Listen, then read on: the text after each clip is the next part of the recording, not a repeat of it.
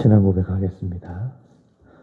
전능하사 천지를 만드신 하나님 아버지를 내가 믿사오며 그의 외아들 우리 주 예수 그리스도를 믿사오니 이는 성령으로 잉태하사 동정녀 마리아에게 나시고 본디오 빌라도에게 고난을 받으사 십자가에 못 박혀 죽으시고 장사한 지 사흘 만에 죽은 자 가운데서 다시 살아나시며 하늘에 오르사 전능하신 하나님 우편에 앉아 계시다가 저리로서 산 자와 죽은 자를 심판하러 오시리라.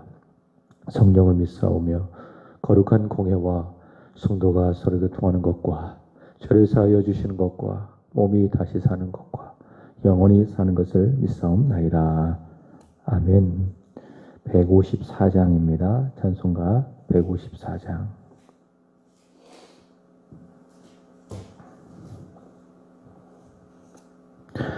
생명의 주여 멸류관 받으시옵소서.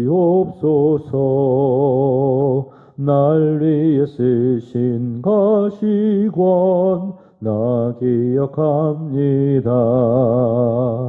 저 겟세마네 기도를 늘 기억하게 하시고 그 십자가의 은혜로 날 인도하소서. 누셨던 무덤 내게도 보이시옵소서. 잠드신 동안 천사가 굳게 지키었네. 저 겟세마네 기도를 늘 기억하게 하시고 그 십자가의 은혜로 날 인도하소서. 마리아처럼 새벽에 주께로 갑니다. 빈 무덤 내게 보이사 날 가르치소서. 저 겟세마네 기도를 늘 기억하게 하시고 그 십자가의 은혜로 날 인도하소서. 고난의 잔을 날 위해 다 마셨나이다. 나 항상 나의 십자가 감당케 하소서.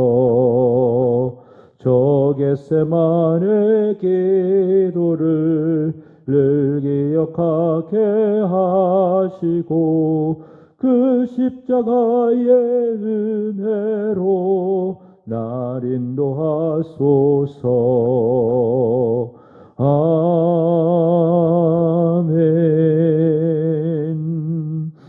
마태복음 27장입니다. 57절에서 66절까지입니다. 마태복음 27장 57절에서 66절까지.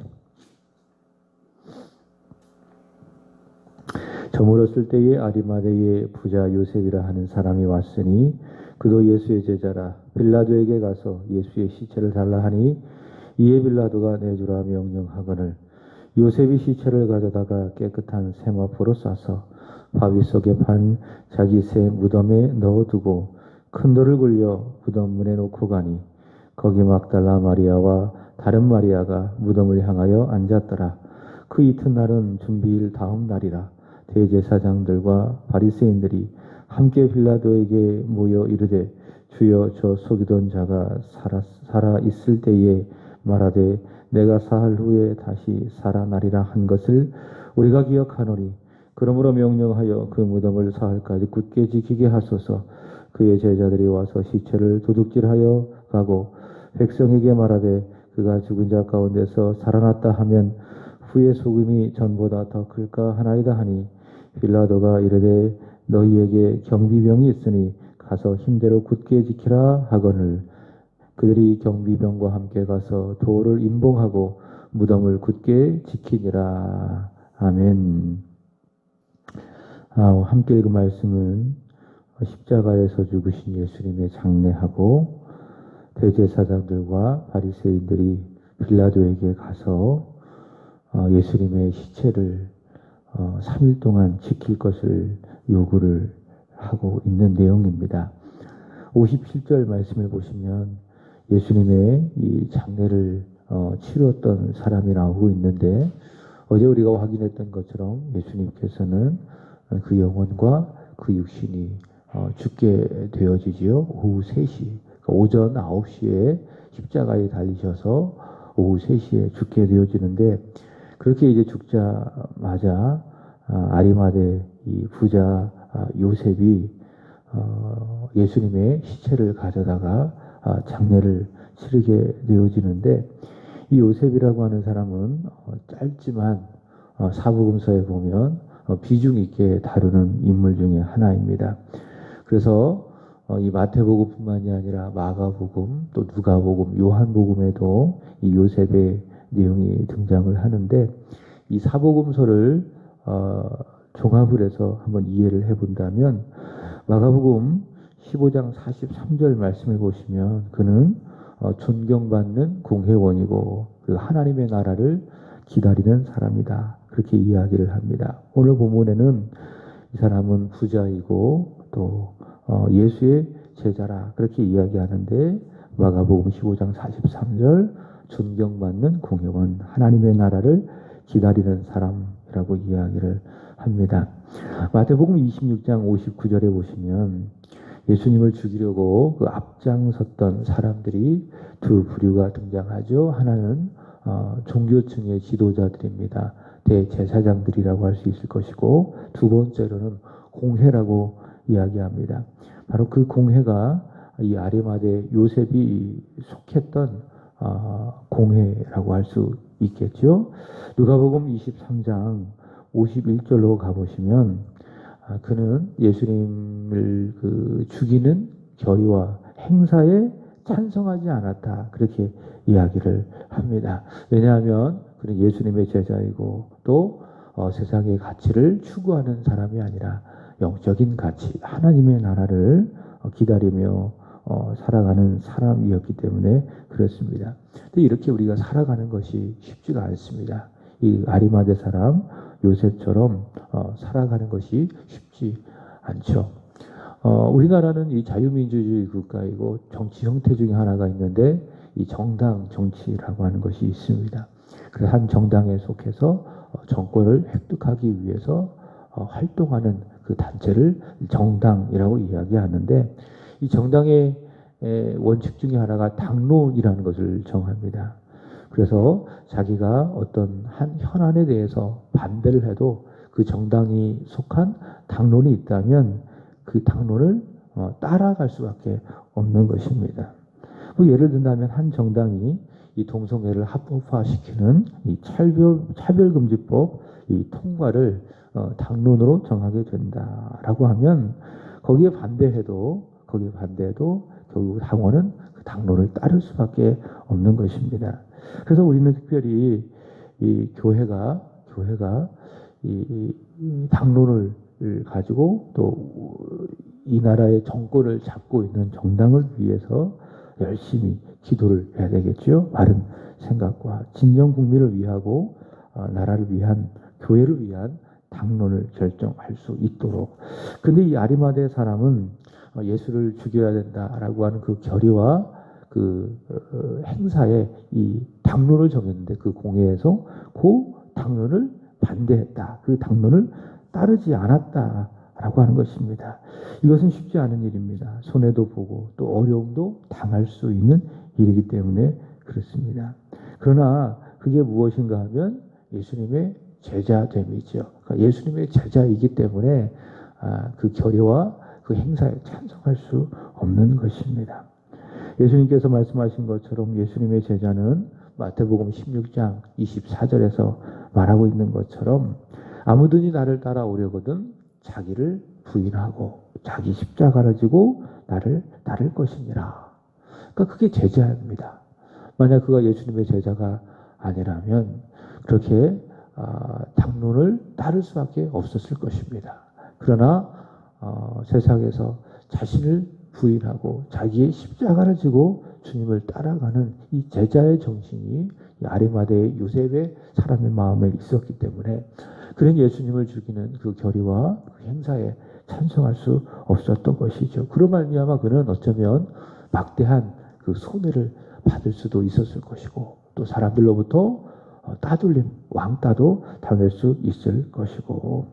자, 그런데 요한복음 19장 31절로 가보시면 이 아리마대 사람 요셉은요, 자신이 이 예수님의 제자였다라고 하는 그 사실을 공개적으로 유대인들 앞에서 드러내지 않고 오히려 유대인들이 두려워서 그 사실을 숨겼다라고 이야기하고 있습니다. 그래서 그가 예수님을 믿고 또 예수님을 따라가는 예수님의 이 제자이지만은 한편으로는 당당하지 못한 예수를 내가 믿는다라고 하는 그 사실에 대하여 사람들 앞에서 떳떳하지 못한 그런 제자였다라고 하는 것이죠.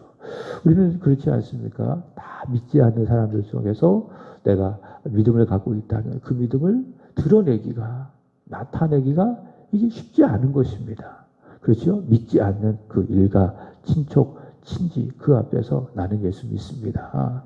나는 이런 일들을 할 수 없습니다. 다 그 일을 하고 있는데 그렇게 말하기가 쉽지 않더라. 이 아리마대 사람 요셉도 마찬가지라는 겁니다. 다 예수를 죽이려고 하는 거예요. 그리고 예수를 안 믿는 그런 분위기 속에서 내가 예수의 제자입니다. 내가 예수를 믿는 사람입니다. 이렇게 떳떳하게 당당하게 말하기가 어렵다. 어렵다. 그게 아리마대 사람 요셉이라는 것입니다. 근데 마가복음 15장 43절로 가보시면 예수님께서 십자가에서 죽으시자 그가 어떻게 했는가 하면 이렇게 이야기합니다. 아리마대 요셉이 와서 당돌하게 빌라도에게 들어가 예수의 시체를 달라고 하리. 그러니까 예수님이 십자가에서 죽자마자 그러니까 마가는 당돌이 빌라도에게 가서 예수님의 십체를 달라고 요구했다. 그렇게 이야기를 하고 있습니다. 그러니까 이제는 자신은 더 이상 숨길 수 없다. 나는 예수의 제자이다. 라는 사실을 공개적으로 나타내는 것이죠. 그래서 예수의 십체를 당당하게 빌라도에게 가서 요구하게 되는 것입니다. 변했죠. 그러니까 예수님께서 죽기 전에는 십자가에 달려 죽기 전에는 예수님의 제자이지만은 유대인들이 두려워해서 그 제자됨을 숨겼던 사람인데 예수님이 죽고 난 다음에는 당당하게 공개적으로 자기가 예수의 제자임을 드러내고 나타내는 것입니다. 왜 변했을까? 왜 그렇게 이 아리마대 요셉은 변했을까? 잘 생각해 보세요. 그렇게 자신의 예수의 제자됨을 공개적으로 드러내기 전에 어떤 사건이 있었는가 하면 십자가 사건을 그는 목격했던 것이죠. 그 전에는 자신의 예수의 제자됨을 숨겼어요. 드러내지 않았어요. 유대인들이 무서워서. 근데 예수님의 그 고난과 십자가 사건을 그는 목격했겠죠. 그죠? 목격하면서 그의 생각이 변한 것입니다. 예수님은 당당하게 비겁하지 않게 자신이 하나님의 아들됨을 나타내시고 또 그러므로 인해서 하나님의 뜻에 순종하고 또 우리를 향한 하나님의 사랑을 보여주셨구나. 나를 향한 하나님의 사랑을 저 십자가의 고난과 또 죽음을 통해서 보여주었구나. 그 십자가의 사건을 그는 보고 목격하니 그도 그 십자가의 사건을 통해서 예수의 제자됨을 이제는 밝혀야 되겠다라고 그의 마음속에 변화가 있었던 것이죠. 그리고 그는 요한복음 19장 39절에 보시면 요한복음 3장에 밤에 예수님을 찾아왔던 이 니고데모와 함께 예수님의 장례를 치르게 되어집니다. 그러니까 니고데모도 역시 공회의원이겠죠. 그러니까 같은 그런 사람이라고 할 수 있을 것입니다. 그러니까 니고데모가 요한복음 3장에서 그 예수님의 말씀을 듣고 그가 거듭났는지 거듭나지 않았는지 그건 잘 몰라요. 그러나 그 이후에 그의 행보를 보면 예수님의 편에 서려고 애썼던 사람. 그래서 그도 역시 예수님의 십자가의 사건을 목격했겠죠. 그래서 예수님의 제자됨을 아리마대 요셉처럼 숨기고 있다가 십자가 사건을 목격을 하고 생각이 변했겠죠. 그리고 아리마대 요셉과 함께 예수님의 장례를 치르는 것을 볼 수가 있습니다. 그만큼 십자가의 사건이 이 두 사람에게는 큰 능력이 됐다라는 것이죠. 그러니까 십자가가 능력입니다.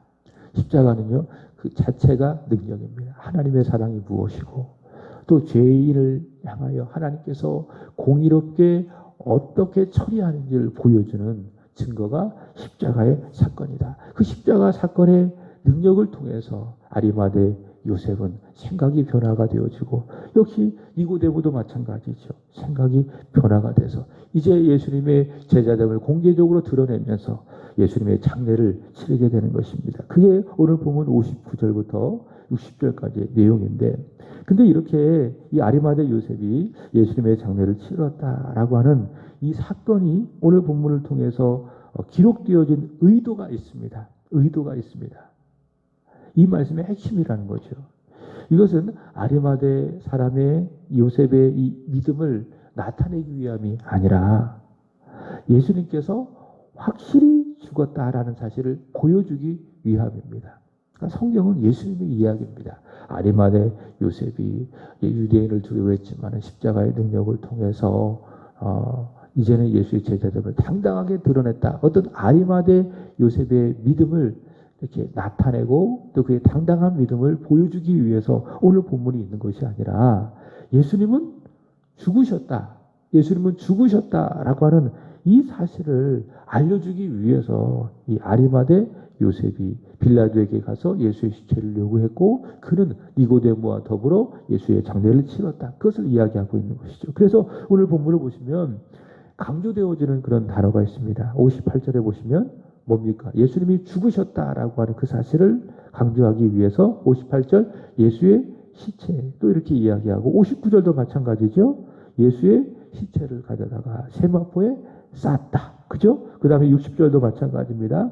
예수님께서 죽으셨다라는 사실을 강조하기 위해서 무덤, 그죠? 무덤이라고 하는 단어가 두 번씩이나 강조되어지고, 61절도 마찬가지입니다. 거기 보시면 막달라 마리아, 다른 마리아가 무덤을 향하여 앉았더라. 그래서 이 부분을 쭉 읽어가면서 예수님은 죽었다 안 죽었다, 확실히 죽으셨다, 이것을 강조하기 위해서 오늘 본문이 있고, 바로 그것을 강조하기 위해서 아리마대 요셉은 예수의 시체를 가져다가 장례를 치렀다. 그렇게 말씀하게 되는 것이죠. 아마도 당시 예수님의 이 죽음을 의심하는 그런 사람들이 있었던 모양입니다. 이 마태복음을 기록될 당시 예수님께서 십자가에서 죽으신 것이 아니라 그 고통 속에서 잠시 기절한 것이다. 그렇게 예수님의 죽음을 의심하고 또 부정하는 사람들이 있었던 모양입니다. 그래서 마태는 이런 본문들을 통해서 예수님께서는 확실히 죽으셨다, 그 사실을 이야기하기 위해서 오늘의 본문이 나타낸 것이죠. 요한복음 19장 33절로부터 35절에 가보시면 로마 군인이 예수님께서 죽으신 것을 보고 다리를 꺾지 않았다, 그렇게 이야기합니다. 그러니까 십자가에서 죽은 사람을 확인하는 겁니다. 그러니까 확인하는 겁니다. 그래서 만약에 죽지 않았으면은 이제 죽게 하는 것이고, 그게 이제 십자가에 달린 사람에 대한 최종 예의라는 것입니다. 근데 예수님께서는 로마 군병이 가서 보니까는 죽었어요. 그래서 다리를 꺾지 않는 것입니다. 그리고 옆구리를 찌르니까 거기로부터 피와 물이 나왔다, 이렇게 이야기를 하고요. 특별히 요한복음 19장 35절은 이렇게 이야기합니다. 이를 본 자가 증언하였으니 그의 증언은 참이다. 그러니까 무슨 말인가 하면 예수님께서 십자가에서 죽으셨다라고 하는 이 사실은 거짓이 아니라 참이다라는 겁니다. 자, 이렇게 복음서 기자들은요, 마태를 포함해서 요한도 그렇고 왜 예수님께서 참으로 죽었다라고 하는 사실을 강조하고 있는가 하면 두 가지입니다. 첫 번째로는 예수님께서 죽으셔야 우리 죄인을 향한 하나님의 공의가 만족되기 때문에 그렇습니다. 우리가 구원받고 하나님의 자녀가 되는 것이기 때문에, 그러니까 예수님이 죽으셔야 되는 거예요. 그래서 우리를 향한 하나님의 이 공의, 죄값이 예수님께 다 치루어지고, 그로 말미암아 우리는 하나님 앞으로 인도되어져 구원받고 영생을 얻게 되기 때문에 그렇다는 겁니다. 근데 예수님께서 죽지 않았다면 그 죽음이 죄를 향할 하나님의 공의를 만족시킬 수가 없는 것입니다. 그러니까 예수님은 십자가에서 확실히 죽으셔야 돼요. 기절했다거나 쇼크했다거나 잠시 그렇게 해서는 안 된다는 거예요. 예수님은 확실히 죽으셔야 된다라는 겁니다. 그래서 오늘 이 복음서를 읽고 있는, 이 마태복음을 읽고 있는 이뿐만이 아니라 누가복음, 요한복음, 마가복음도 마찬가지로 이 복음서의 기자들은 예수님께서 십자가에 죽으신 것은 기절이 아니다, 확실히 죽으신 것이다 라는 사실을 강조하고 있는 것입니다. 그것을 말하기 위해서 예수님이 죽었다, 예수님은 장례를 치렀다, 이 사실을 말하고 있게 되는 것이고, 그 다음에 두 번째로는 예수님께서 죽으셔야 이후에 무엇이 있습니까? 부활이 있겠죠. 부활도 사실이기 때문에 그렇습니다. 만약 죽지 않으셨다면 부활은 뭐죠? 거짓이 되는 거예요. 그죠? 부활이라는 것은 거짓이 되는 거예요. 그러면 바울이 고린도전서 15장 17절에 말했던 것처럼 만약 부활이 거짓이라면 우리의 믿음도 거짓이고 우리의 믿음도 헛것이고 우리는 여전히 죄 가운데 있을 것이다.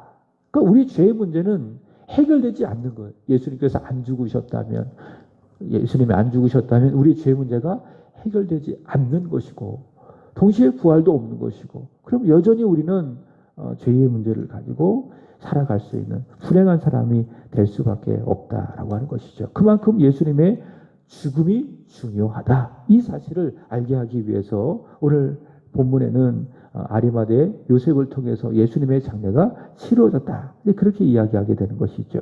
자, 본문 62절 이하의 말씀을 보시면 예수님의 시체가 무덤에 안치되어지자 대제사장들과 바리새인들이 빌라도에게 가서 예수님의 무덤을 굳게 지킬 것을 요구하는 내용이 나옵니다.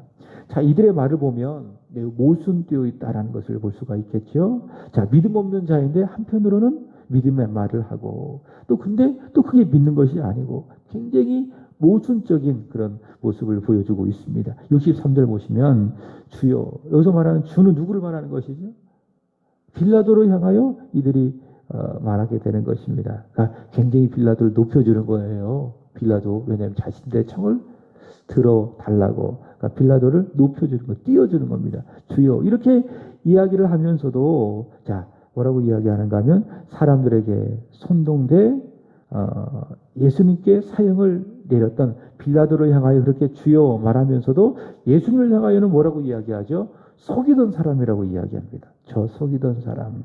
그러니까 예수님을 믿지 않은 악한 자들이 이 사람이라는 것이죠. 그러니까 빌라도를 향하여서는 최고의 경외를 표하면서도 예수님을 향하여서는 속이는 사람, 위혹하는 사람, 거짓말하는 사람이라고 모함하는 이들의 악함을 보여주고 있습니다. 그리고 동시에 그들이 말하기를 64절 말씀 보시면 예수님께서 그 전에 살아날 것이라고 그 제자들에게 말했습니다. 만약 그렇게 된다면 예수님께서 그 십자가에서 죽으시기 전에 이 제자들에게 내가 죽지만 다시 살아날 것이다라고 말씀하지 않으셨습니까? 그거를 누가 알았어요? 바리새인들과 이 대제사장들이 알고 있는 거예요. 그래서 이게 그렇게 되면 어떡하지라고 하는 그 생각을 갖고 있는 것이죠. 그래서 만약 그렇게 된다면 이전보다 미혹이 더 크게 될 것입니다.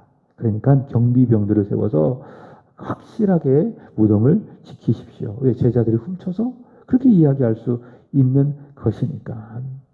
굉장히 믿고 있지는 않지만 뭔가 믿고 있는 아주 모순된 그런 이들의 모습을 볼 수가 있습니다. 근데요, 마태는요, 이런 모순과 그들의 악한 이 말과 행동을 통해서, 그들의 이 불신앙을 통해서 무엇을 보여주고 있는가 하면 오히려 예수님께서는 부활하실 것이다 라는 사실을 은연중에 나타내고 이 본문을 통해서 보여주고 있는 것입니다. 이들의 말과 이들의 행동을 통해서 예수님은 확실하게 부활할 것이다 라는 것을 예고하고 있다는 것이죠.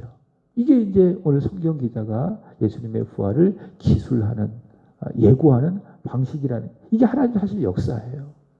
사람들이 막는다고 해서 예수님께서 부활 못하는가? 경비병들이 무덤을 철저하게 사흘 동안 지킨다고 해서 예수님이 부활하지 못하는 것인가? 그건 아니죠. 그죠? 그럼에도 불구하고 예수님은 말씀하신 대로 살아가시는 거예요. 그러니까 사람들의 악함과 모순된 말과 위선적인 행동을 통해서도 하나님은 하나님의 역사를 이루어 가신다. 그게 뭐예요? 예수님께서 이루어 가시는 부활의 역사이다라는 것이죠. 가룟 유다가 그렇지 않겠습니까? 가룟 유다의 그 예수님을 배신하는 그 악함을 통해서 예수님께서 고난받으시고 십자가에서 죽으시는 그 거룩한 구속의 일들이 이루어져 가는 것입니다. 비록 사람들은 악하지만 모순된 말과 모순된 행동을 통해서 자신의 위선과 악함을 드러내 보이지만, 그러나 하나님은 그것조차도 선하게 사용하셔서 예수님의 부활을 예고하시고 증거하신다. 이것이 무엇이다? 하나님의 역사이다. 우리의 악함과 우리의 부족함과 우리의 위선까지도 하나님께서는 선용하셔서 하나님의 역사, 하나님의 일하심을 나타낸다라고 하는 것이 바로 오늘의 본문의 말씀을 통해서 부활을 증명하는 하나님의 역사를 통해서 확인하게 되는 것이죠. 자, 오늘의 말씀의 결론입니다. 예수님께서는 부활하실 것입니다.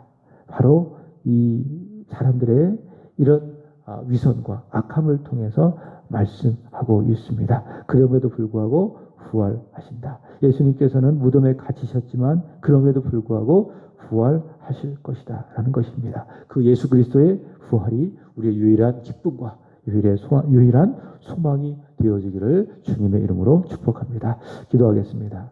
하나님 아버지, 저희들에게 믿음 주셔서 아리마대 요셉처럼 예수님의 제자됨을 더 이상 부끄러워하지 않게 하여 주시고, 십자가의 능력 하에 당당하게 내가 믿고 내가 고백하는 예수님을 증거할 수 있는 우리들의 온전한 믿음이 되게 하여 주시기만을 간절히 원합니다. 하나님 아버지, 바리새인들과 그리고 대제사장들의 악함 속에서도 주님의 부활을 오늘도 알려주시니 참으로 감사를 올려드립니다. 사람의 악함까지도 선용하셔서 하나님의 역사를 이루어 가시는 하나님의 일하심에 감사합니다. 하나님, 그 일하심 앞에 저희를 순종하게 하여 주시고 우리의 삶을 통해서 온전히 하나님의 일하심, 하나님의 역사를 증거하고 증명하는 우리들의 복된 삶이 되게 하여 주옵소서. 오늘 본문에 기록되어진 것처럼 무덤에 갇히신 예수님 부활하실 것인데 그 부활이 우리의 소망이 되게 하여 주옵소서.